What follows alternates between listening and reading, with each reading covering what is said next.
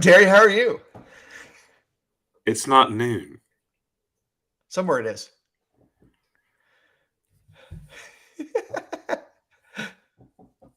See, See, this is the I'm just problem. assuming people actually watch this in the afternoon. They don't This is actually the join in problem. There live. are people who thinks it's already after Thanksgiving somewhere. So that's why I they're know. putting their Let's trees up today. put this on a little plate for you. Yeah. Give you a little curmudgeon plate. I am the old curmudgeon. I'm just going to tell people right now. You saw my Facebook post. I'm over it. If I walk into a store right now and there's Christmas music playing, I'm liable to take my business elsewhere. You know what's great about Amazon? No Christmas music when I go to Amazon. That's what's You know great what's about great it. about Amazon? No fuel cost to go buy things. Yeah. Well, at least Yeah, no absolutely. over the top fuel cost because really everything's built into their model. Like your cost I will saving was Amazon is bundling. It's not I will tell you something else cost I found reduction. out about the area that I live in just this last couple of weeks. Because I don't like Walmart pickup, even though we use it, because they're terrible. We always get like bad fruit when you do Walmart Mm-hmm. pickup. In Memphis, we use Kroger pickup, which is amazing. I love Kroger. There are no Krogers around here. Can't go shopping at Kroger, but Kroger delivers to my house now. Look at you. Look at you. That's probably very convenient with your needs with your complex family, with your mom, and all the different I'm scheduling just telling issues you, and all I that got to have a stuff. talk with a wife, but we may be Krogering again from the comfort of our. You know what else is great about that? I'm not walking into Kroger hearing Christmas music this time of year. Those are side blessings. Yep. There are Mhm. there are Thanksgiving songs out there. Adam Sandler has a Thanksgiving song. I like to remind folks there is Thanksgiving music. Yeah. There's vintage Thanksgiving music as well. Go look it up on YouTube. It's there. Plenty of videos. Hey, look, Amazon's infrastructure and delivery system is so excellent. There's a reason why other businesses partner with Amazon, even if they're going to have to lose profit per item. Like, there's a Listen, reason they're doing it. Amazon is a good company too, like to go work for. Like if the commercials ain't lying, if you've seen them lately, they'll pay for people to go to school. Yep. I mean, all the Amazon hate needs to take a step back. Just going to be honest with you. I love And Amazon. look, We got things on monthly reorder. I don't have to worry about toilet paper. It shows up at my house the first of every month. Thank you, Amazon. It's good there stuff. there are 3 distribution warehouses that surround our county.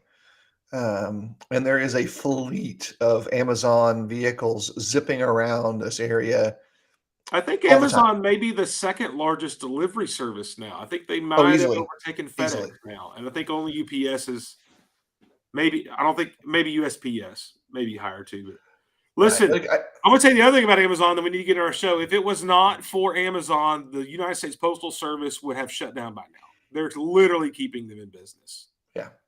That, or you would be paying $1.54 for every stamp you buy. That's just the reality of it. Yeah. Because But anyways, let's get into today's show. go ahead, Terry. Phil, Oh, you. No, it's you. it's me. Well, we're going to talk about deconstruction and faith deconstruction, to be specific, which is it's a really popular thing going on here lately. When I think about some of the people that have kind of publicly gone through this process, I was trying to remember some of those names, Phil, that maybe we can remember. I remember obviously Joshua Harris was one of them. Yeah. Jen Hatmaker is another one of those. Rob Oh, Bell. yeah. Um, Abraham Piper. yeah, That's Abraham John Piper. Piper's Yeah, son. John Piper's son. Yeah. Um, So the concept, just to basically introduce the concept, is or is it just Rhett and Link? Um, I don't know. I don't know all of yeah, them. that would be them as well.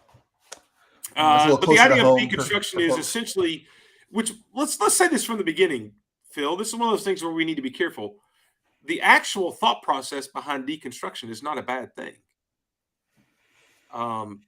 At its core, the deconstruction process, as it's intended to be, is really to reconsider your faith and to think about your faith and to think about through it. The problem is that what deconstruction often means is to rethink your faith, but in a way that discards all of your faith because you're unsatisfied. And you start with eliminating a huge portion of what should be considered because you decide you no longer believe that. But you do that, as you and I talked pre-show, you do that often without even understanding the background of your faith, without even considering anything besides just the way you were, quote, raised. And what I mean by that is you base all of your decisions about your current faith and practices on your own personal experiences. And since they seem to be unsatisfying, and one of the foundational problems with this new modern kind of way of deconstructing is you become unsatisfied with the current religious practices you were raised in or are involved in, either one. And because that's an emotional response of being unsatisfied and, quote, unfulfilled, that cannot be right. So you kind of push that off to the side in deconstruction, and it has to be something else. To actually practice what should be deconstruction, Phil, maybe we should talk about this from the very beginning, is you have to also take a long look at what you supposedly believe and consider those things as a part of the process, which isn't commonly done in that sense. And I think there's also, this is something I mentioned early as well in our kind of pre-show discussion, but I want to make sure it's on the table here. There is the risk of what is sometimes referred to as social contagion Yes. with any of these things, in that see or hear of someone who goes through an experience of any kind, and you begin to either be sympathetic or empathetic with that to the point that it becomes natural for you to assume that you too have experienced a similar component or the similar situation or the similar things. And it is both a positive and negative impact of the tremendously increased level of social interaction, generationally speaking, that exists now versus 20 years ago and 40 years ago. There's just massive shifts in the way in which humanity interacts. And so kind of one of the reasons why I thought this was an important subject is it's once again kind of circulating through the pools of religious investigation that I put my hand into, where questions of the depth of a person's faith, why they believe what they believe, what's the rationale for it, what's changed them, are starting to turn over again. And that's a generational thing. It's nothing surprising. I think, like Terry points out, that to a certain degree, this is all part of the individual transformation that someone should be going through continually. And Terry and I actually represent two different edges of this in some way. Yeah. My childhood is one where we went to church for weddings and funerals. So that meant in our family, we went to church for weddings. My dad didn't go to funerals, so we didn't go to funerals much as a child growing up. Did you go on Christmas and Easter? Nope. So you weren't even church CEOs? No. Both my families, both sides of my family, were coming out of childhoods where going to church was, to a degree, some part of their upbringing, much more my dad's side than my mom's. There was a period in my mom's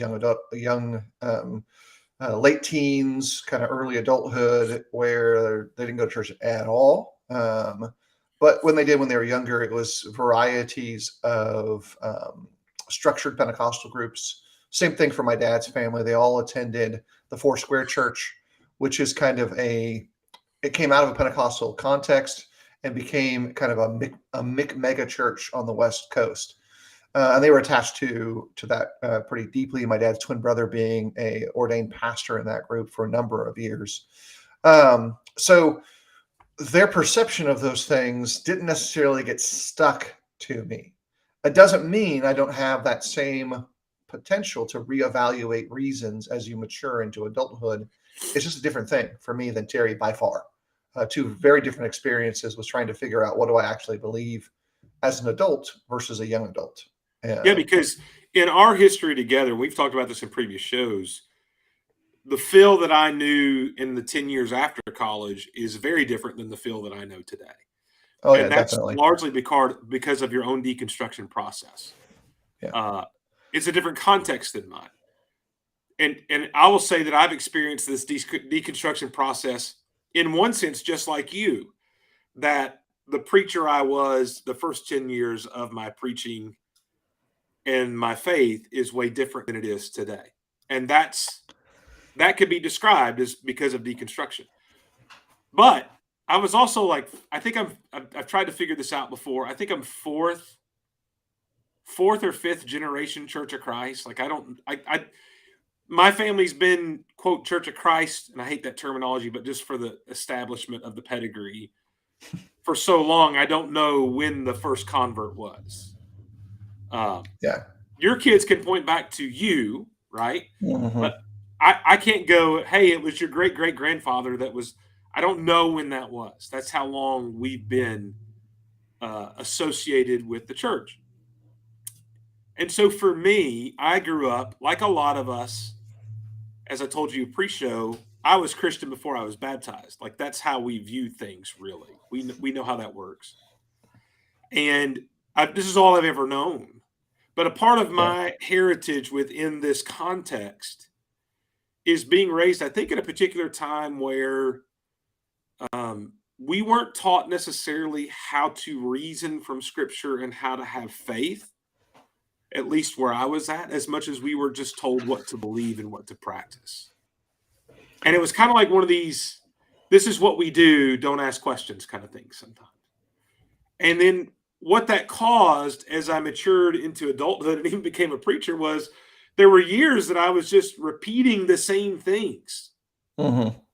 from my childhood and in the same ways until some people, and you would be included in that, I think, in the last probably 5-6 years, but other people as well were like, well, what about this? And then you have to really sit down and think about, and you get challenged about your heritage. My spiritual heritage was being challenged, and rather just ignore something, I finally am hopefully have matured enough to say, okay, let's think through these things. And as you begin to think through things, you go, that's not the right way to think about this at all. Yeah. And I want to say, Mhm. for me personally, and I think you agree with this, the deconstruction process in that sense was a very valuable thing for me. And Yeah. that's important. Yeah, it's also important to become self and group aware enough to recognize that not everything in the past is bad. Yes. And I'm not just talking about giving it context, because that's an important aspect of reflecting on history. If I read, um, as an example, I read a lot of the stuff recently about the Cane Ridge communion event, which we tend to read, depending on what your perspective is on restoration history in the churches of Christ in America. Cane Ridge means a lot of things to a lot of different people. But at the core of the Cane Ridge event was basically a communion event amongst the Scottish edged Presbyterian believers who started, let's go have communion together on that day.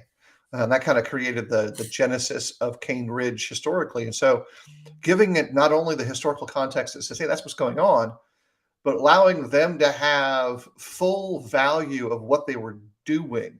Like, okay, they were doing it with this stated goal, not my goals, their stated goals. And their stated goals are rich and important and personal. Um, that should shift my appreciation positively for their efforts rather than, as is sometimes the case in faith deconstruction, which I would say is poorly being applied in this way, where it's just wholly dismissed altogether. Oh, well, they were just sectarians being more sectarian than less sectarian.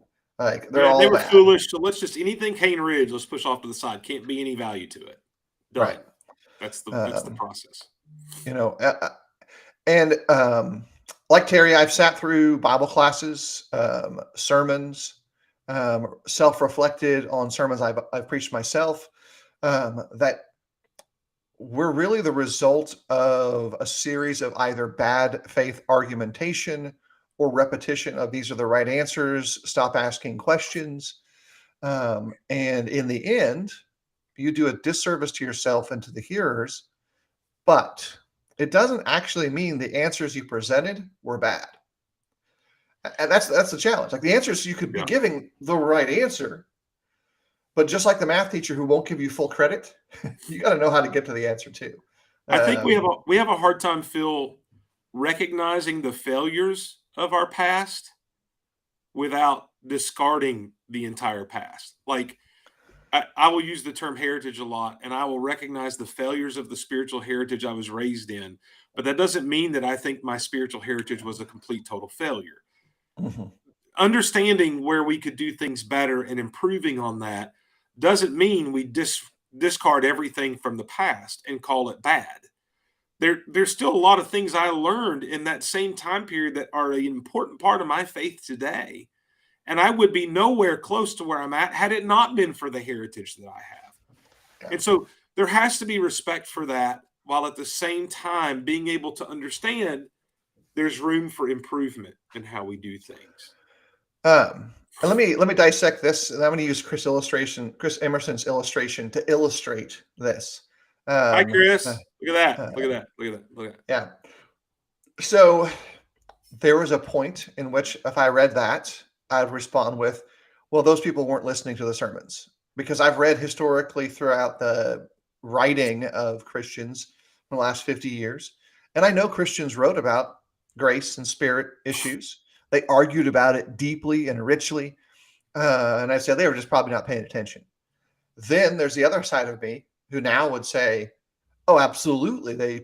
That's a legitimate concern, because I've recognized that the reality is both of those contexts are equally true, in that, yes, there are some churches and some Christians and some preachers who painstakingly included and carefully planned for the discussion of grace and the Spirit of God in the life of the believer.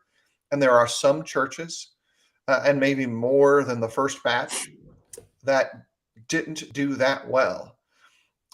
Responding negatively to their criticism in either edge is in the end going to really cause harm to everybody. And the healthy response is that's absolutely a challenging circumstance. Let's talk about it. Let's open our Bibles up together. Let's lay out a plan of action that restores souls. And this is something I think is super important. Stop being afraid of the new current buzzword that you saw on a news article somewhere. Oh no, everyone's deconstructing. Yeah. Guess what? You're part of the restoration movement. You guys deconstructed before it was cool. Paul says there that he's heard some who don't, and he's experienced that personally. And I think that here's a highlight about the problem with these kind of things you're talking about.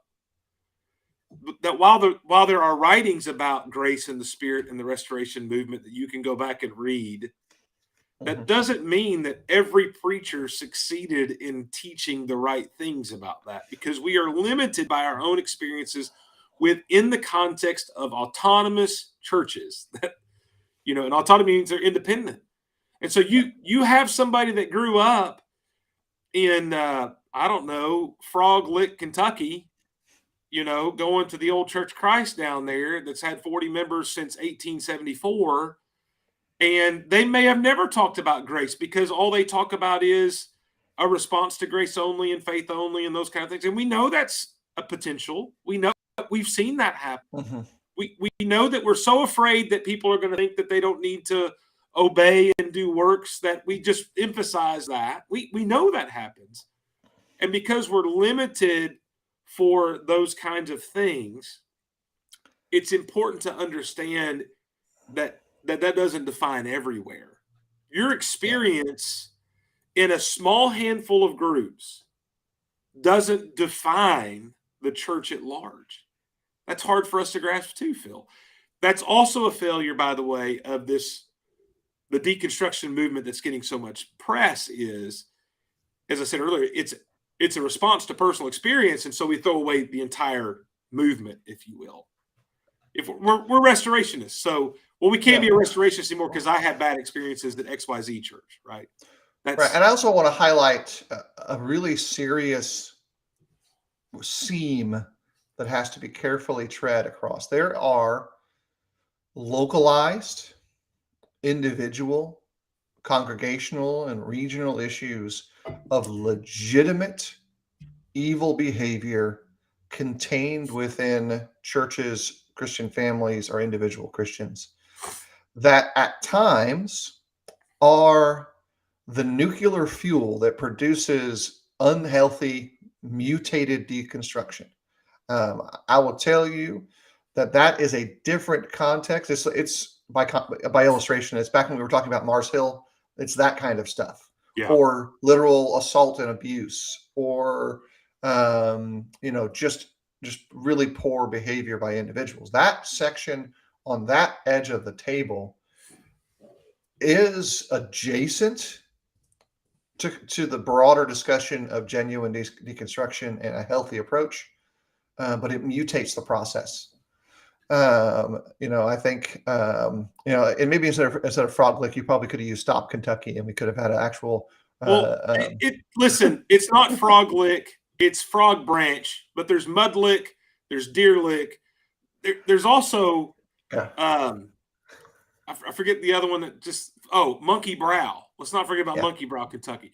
Look, Kentucky, I'm sorry you took it personally, Mark, but your people got some names, bro. They got some names. I'm just telling you. Here, just lick, mud lick, deer lick, paint lick, sulfur lick, bee lick, wolf lick. Those are all cities in Kentucky. Don't come at me. I can't help it. I'm sorry. I know y'all are still sore because that beat down you took Saturday, but still, it is what it is. But we get back to the issue at hand. So, Kentucky stepladder.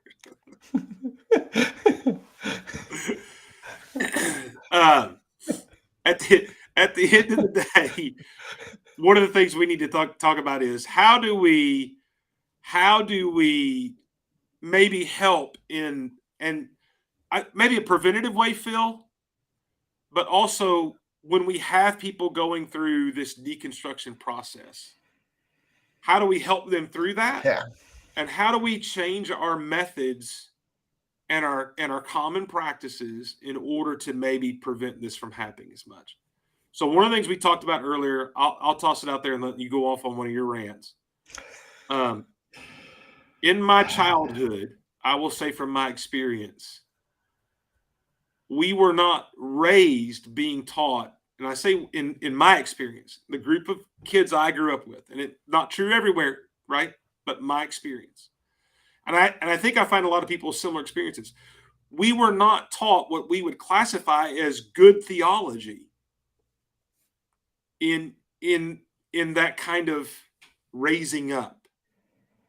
And a lot of things were emphasized. Memorization was emphasized. Facts were emphasized. And I'm not saying those are bad things, but actually developing an understanding of who God is, an accurate understanding of who God is I think where we have to start with this. Yeah. There's a risk that exists underlying the sometimes false, but maybe accurate in some cases, accusation that members of churches of Christ love their Bibles more than they love Jesus.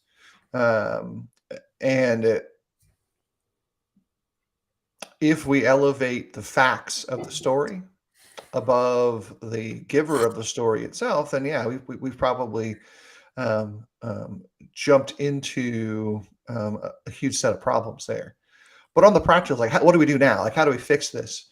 You fix it first by number one, saying, okay, well, obviously I'm not going to do that anymore. Like from your preaching and teaching, you've got to make it a decision to say, all right, so I know that this produces a bad outcome, so I can't do that.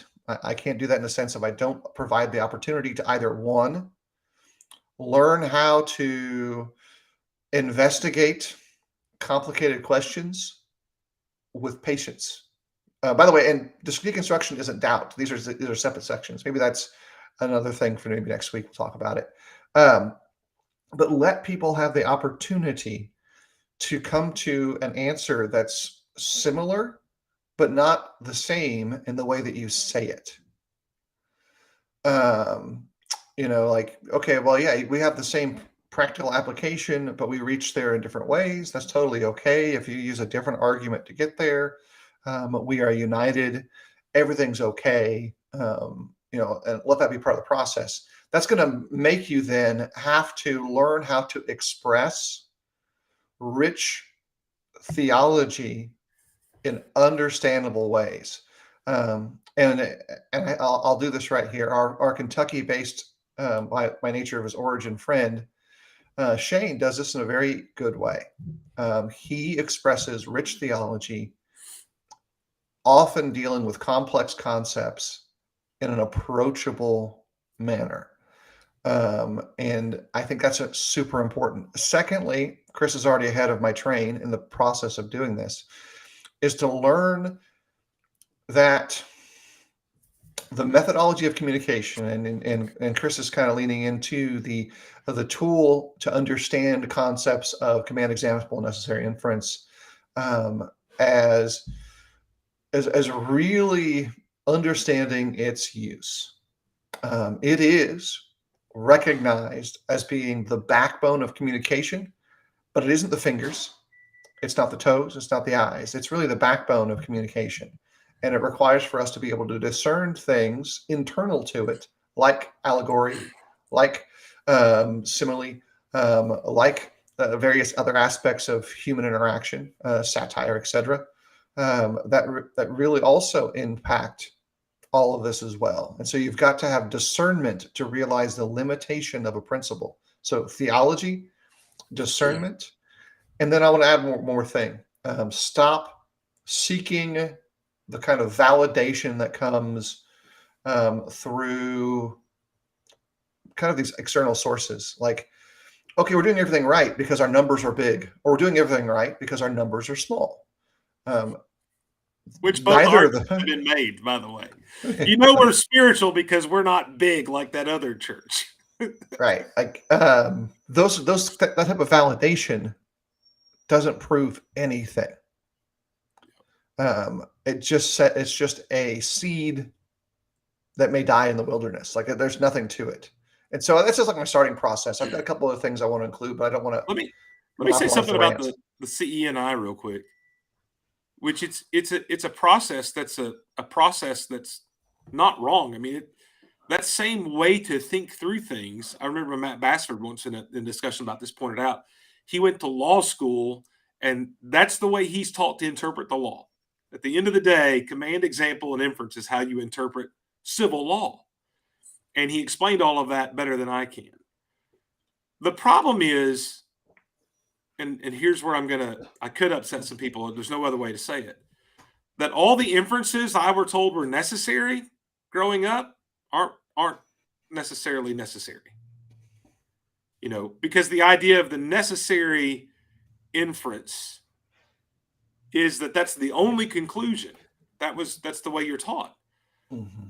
But the reality is a lot of smart and good people draw other conclusions from some of those same texts. And truthfully, one of the problems with the way I was taught is that you were trained that if somebody didn't agree with your necessary inference, well, they're just ignorant.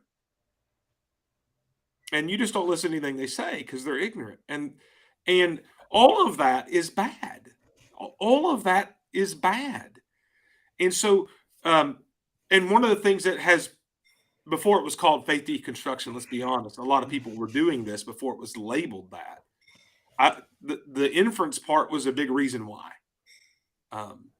We just need to be honest about some of these things and go, okay, yeah, I mean, this may not be the only conclusion here. And Phil, one of the things, let me say this as well, I learned from Shane Scott about something else. And I think I've said this before. There's also this idea among us that at least I had. I don't know if it was learned or just something that I had on my own or taught or what. But there was this idea that I had to have an answer for everything. Like if I was asked a spiritual question, I had to have a spiritual answer. And it had to be a locked down biblical authority answer. And I think one of the things you realize sometimes the answer is I just don't know. Yeah. I don't know. And that's okay not to know everything. And so, Colton, I'll let you work on that. But at the end of the day, you don't have to be able to answer every spiritual question. And there's an allowance in there as well for disagreement. And I think all of that created this culture where it was, you can't disagree. Here's the official answer. If you disagree, by the way, Phil, you're automatically out of the club. And because of that, people grew up and then all of a sudden they're like, wait a minute. The King James isn't the only version. Mm-hmm. I can read from the CSB or the ESV, and that's okay. And I'm using that because I think that's low risk on the response, hopefully. But at the end of the day, we've created this where I understand why people throw everything away. They shouldn't, Yeah. but I get it. And we need to just be careful about some of those things. But what you said was right. All those three things you've mentioned already, those are really important. One of the things I've always tried to do with my kids, meaning my three, but also extending my kids also means my kids I teach every week. I want them at 13 to have their own faith, not come to church because mom and dad brought them, but I want them to have their own understanding of faith. Even if that means they don't necessarily line up with what their parents line up with. I mean, you and I laugh in our own private time. We have two daughters that think radically different on some things than you and I do. And that's okay because they still have their own faith. Yeah. And look, there's some aspects of this that are super important to really create as pillars in your own life. We've been looking at this outwardly. I want to kind of narrow it down to this at the end of this. For those who preach, the presumption is that there is no doubt about process and practice. And that's just not true. No.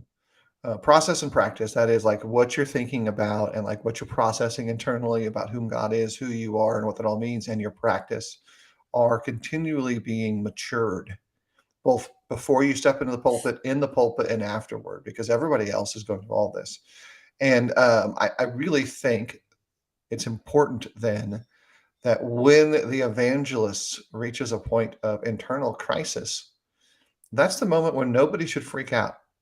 I know of a number of guys that because of their own crisis in their individual lives or in their preaching, that they did so much harm to themselves that now in the second phase of their spiritual development, they're still bearing the weight of those failures because they've reclaimed their faith, but they destroyed the faith of so many others. And so when you get to that point where your faith really isn't strong as you feel like it needs to be strong, take a break, take a pause. It's okay not to preach that Sunday. It's okay to ask someone to step in for you. It's okay for you to go to your elders and say, like, I need to talk about this. I'm struggling with this. And elders, it's super okay for you to be patient with them and also be discreet about it and say, hey, Yeah. okay, awesome, we got you, because that's what should take place. And it's I okay say that knowing it doesn't always happen that way. It's okay not to preach on subjects you're not sure about. Yeah, and have someone else do it. Like, Yeah, it's okay to do that. and I love Russell's comment. And by the way, Russell and I just kind of jabbing each other. I love Mark. I mean, he's refused my phone calls ever since Saturday, but I love Mark. Yeah, like no answer from the UK boys. Yeah, no answer at all. Nothing. There's just radio silence. But this idea that we shouldn't make clones. We should make disciples. And another way to put that is we're not trying to achieve uniformity. We're trying to achieve unity. Yeah. Unity allows for some disagreement in there. Uniformity does not. And we get those confused. And it's important to understand that. Listen, Phil, let's be honest. My understanding of fellowship 25 years ago and your understanding of fellowship 25 years ago is not the same that it is today. Yeah. And that's an issue you and I have had to go through somewhat of a deconstruction process to come to what is we both think is a better understanding of what God wants. And Right. That's healthy. That's a healthy process. I found a quote today to kind of examine this. Rachel Evans said that this deconstruction process is a massive inventory of your faith, tearing apart every doctrine from your cupboard and turning each one over in your hand. And I like the illustration, this idea of taking everything out of your cupboard and like inspecting it. To get back to what we said a lot of times, that's different than taking thing out of your cupboard and throwing it away and going and buying new dishes. Like that's the difference between those two. Um, Yeah. I want to kind of like, as we're getting to our kind of intended time restraint, like we yeah, don't want to be talking about this all day. because we could talk for hours about deconstruction. Let's be honest. Right. And there'll be some other aspects of this. I think maybe next week we will talk about doubt in the Yeah, function of faith. Um, Something else that's probably vital to connect to is to be supportive of both ends of the table when one of the legs is struggling. So, just as much as you're trying to equip younger disciples or newer converts or any um, of these settings that are now asking these new questions, it doesn't mean you abandon the ones who are like, yeah, I don't need that. Like, I'm good. Let them be good. Let them maintain the wholesome application of their faith that has sufficiently guided them for 70 years. You don't have to fix everything. It's not your job on the internet to fix everybody that's wrong. yeah, Just as much as it is from the pulpit, there are some areas where there is no need for you to retill the ground. There's already been good quality roots built there, and it's going to be okay. yeah. Um, I just want to tell Paul that good quotes are good quotes, regardless of the source. Here's the other thing about what you just said. I just texted somebody this today, and this goes to what Chris Emerson said: "Mercy triumphs over judgment." mhm. That is a important principle. I just want to apply here, and I know that's not necessarily the context, but it's a principle. And as Chris says, be careful going in attack dog mode. Don't go pit bull on somebody when you're young, because you may be embracing them, supporting them, defending them, doing a Facebook show with them later on down the road, right? I mean, Uh, and we've talked about our past in different places, but the reality is, in our youth and in our youthful zeal, we're often misguided, and we're quick to be like pointing fingers and judging and all kinds of stuff. And you need to be careful about that, because 20 years down the road, that may be somebody you realize you were wrong, or both of you realize you were wrong. yeah, like I'll lay it out there. Probably in like 99 to 2003, I had a really testy ongoing email exchange with David Tant. Yeah, And he wouldn't answer some questions that I really thought were important. And it's, at this point, those questions don't matter anymore, yeah, because about 5 years ago, maybe 4 years ago, I went to him in person in the building in Embry Hills. And I just said, look, I'm sorry. I was a dumb punk kid, and I did not give you the respect that your maturity and service in the kingdom deserved. And I'm sorry. Um, and unless you want to spend your whole life doing that, learn it sooner. yeah, Um, that not everyone has to answer your questions. They can just say no, and that's okay. And that doesn't then give you license to bow up and get all aggressive and go in attack mode, because in the end, you're probably going to be wrong. yeah. I would much rather, in this area of being gracious and merciful to other people rather than so judgmental, I'd rather face God on Judgment Day for being too loving than being too strict in this regard. Like, if I had to choose between those two spectrums, and I know we want to be in the right space, but if I had to choose to be in error, I can tell you which side of that I want to be on. Mhm. And uh, so, and here's why I think that's important, Phil. And we need to probably close up. I know, but we're gonna have, especially young people, that are gonna go through this, and we don't need to jump on them because they're going through this process. What they really need is somebody to love them enough to walk through that process with them. By the way, that's what shepherd looks like.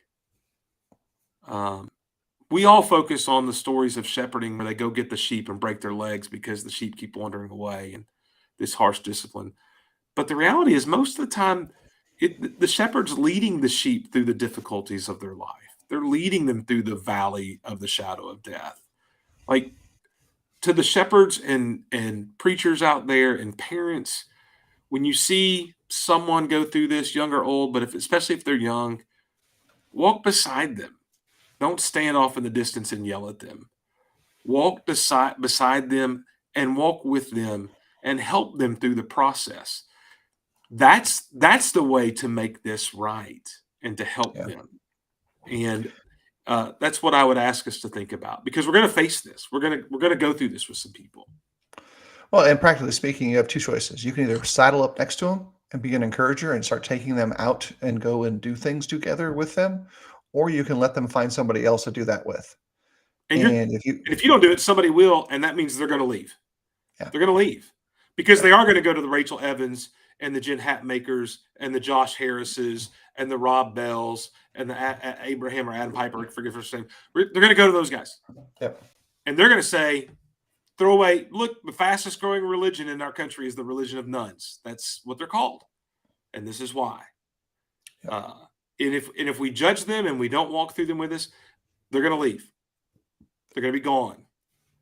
But we have a chance of helping them and keeping them, like you said, saddle up next to them, ride with them, go with them, and help them. And show them, not judgmentally, show them you care about them. I want to help you answer these questions. yeah. And I'm not going to judge you for it. All right, everybody. We'll be looking forward to joining up with you next Tuesday. We're going to talk about doubt, apparently, by the way. We're going to talk about doubt, apparently. But between now and then, as you're making plans for you in November, realize that the basic truth is still the same, that the turkey goes before the tree. So we are unapologetic Thanksgiving restorationist here.